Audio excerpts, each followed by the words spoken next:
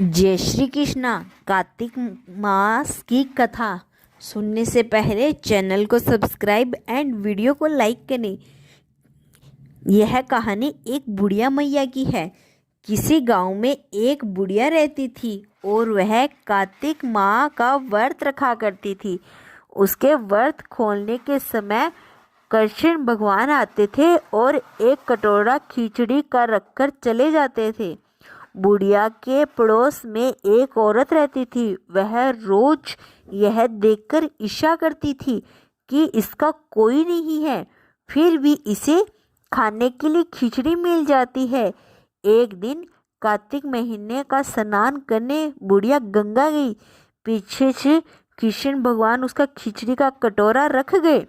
पड़ोस ने जब खिचड़ी का कटोरा रखा देखा और देखा कि बुढ़िया नहीं है, तो वह कटोरा उठाकर घर के पिछवाड़े फेंक आई। कार्तिक स्नान के बाद बुढ़िया घर आई तो उसने खिचड़ी का कटोरा नहीं मिला और वह भूखी ही रह गई। बार बार एक ही बात कहती गई, कहाँ गई मेरी खिचड़ी, कहाँ गया मेरा खिचड़ी का कटोरा।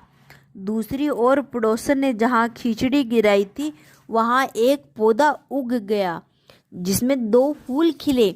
एक बार राजा उस ओर से निकला तो उसकी नज़र उन दोनों फूलों पर पड़ी और वह उन्हें तोड़कर घर ले आया। घर आने पर उसने वह फूल रानी को दिए, जिसे सूंघने पर रानी गर्भवती हो गई। कुछ समय बाद रानी ने 2 पुत्रों को जन्म दिया। वह दोनों जब बड़े हो गए तो वह किसी से भी बोलते नहीं थे, लेकिन जब दोनों शिकार पर जाते तब रास्ते में वही उन बुढ़िया मिलती जो कभी भी यही कहती कि कहाँ गई मेरी खिचड़ी, कहाँ गया मेरा कटोरा। बुढ़िया की बात सुनकर वह दोनों कहते कि हम है तेरी खिचड़ी और हम है तेरा बेला।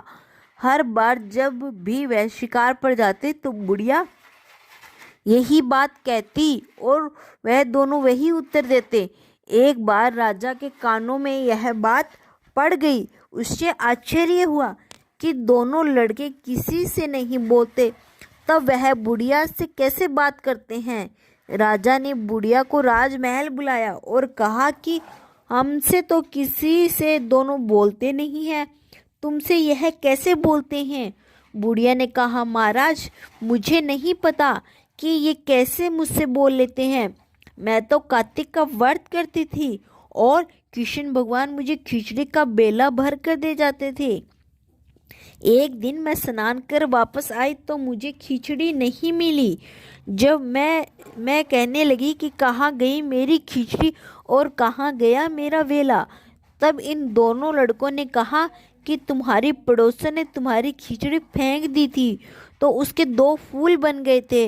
वह फूल राजा तोड़ ले गया था और रानी ने सूंघा तो हम दोनों लड़कों का जन्म हुआ। हमें भगवान ने ही तुम्हारे लिए भेजा है। जय श्री कृष्णा। अगर वीडियो पसंद आए तो चैनल को सब्सक्राइब अवश्य करें।